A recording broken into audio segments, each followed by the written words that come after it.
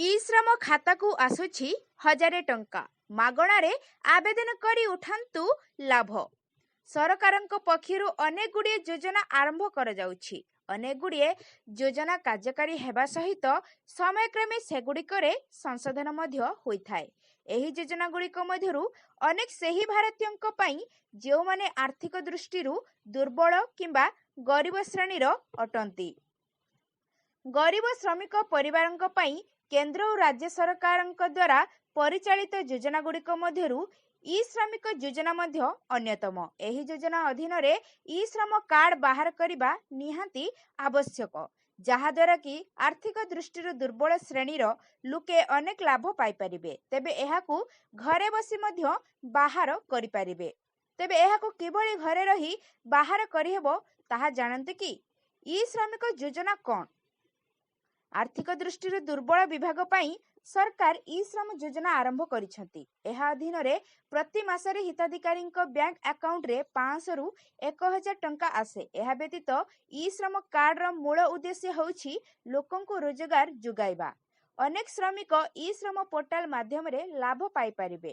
ଅଣସଂଗଠିତ କ୍ଷେତ୍ରରେ ପ୍ରବାସୀ ଶ୍ରମିକ, ପ୍ଲାଟଫର୍ମ କର୍ମଚାରୀ, ନିର୍ମାଣ ଶ୍ରମିକ, ଘରୋଇ ଶ୍ରମିକ, ରାସ୍ତାକଡ଼ ଦୋକାନୀ ଏବଂ କୃଷି ଶ୍ରମିକ ଏହି ଯୋଜନାରେ ଉପକୃତ ହୋଇପାରିବେ।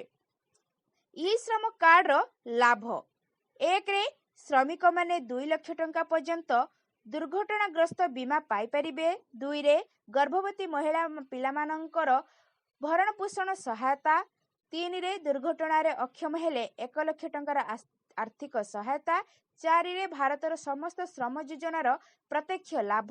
5ରେ ପ୍ରତି ମାସରେ ବ୍ୟାଙ୍କ ଆକାଉଣ୍ଟକୁ 500 ରୁ 1000 ଟଙ୍କାର ପେନସନ।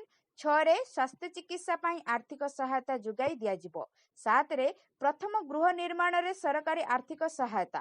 8ରେ ପିଲାମାନଙ୍କର ଶିକ୍ଷା ପାଇଁ ଆର୍ଥିକ ସହାୟତା ଯୋଗାଇ ଦିଆଯିବ। 9ରେ ସମସ୍ତ ସରକାରୀ ଯୋଜନାରୁ ସିଧାସଳଖ ଲାଭ।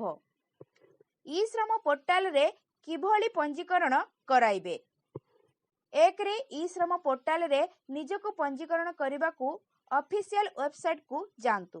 2ରେ www.ishrama.government.in କୁ ଯାଆନ୍ତୁ ଏବଂ ରେଜିଷ୍ଟର ବିକଳ୍ପ ଉପରେ କ୍ଲିକ୍ କରନ୍ତୁ। 3ରେ ପଞ୍ଜୀକରଣ ପାଇଁ ଏକ ଫର୍ମ ରହିବ, ଏଥିରେ କ୍ଲିକ୍ କରନ୍ତୁ। 4ରେ ଫର୍ମ ପୂରଣ କରିବା ପରେ ପରବର୍ତ୍ତୀ ପ୍ରକ୍ରିୟା ସମ୍ପୂର୍ଣ୍ଣ କରନ୍ତୁ। 5ରେ ଆଧାର ନମ୍ବର ସହିତ ସଂଯୁକ୍ତ ମୋବାଇଲ ଫୋନ ନମ୍ବର ପ୍ରବେଶ କରନ୍ତୁ। 6ରେ ଏହାପରେ ESIC ସ୍ଥିତି, EPFU ଏବଂ କ୍ୟାପ୍ଚା କୋଡ୍ ଦିଅନ୍ତୁ। 7ରେ ଏହାପରେ ଫୋନରେ OTP ଆସିବ, ଏହାକୁ ଦିଅନ୍ତୁ।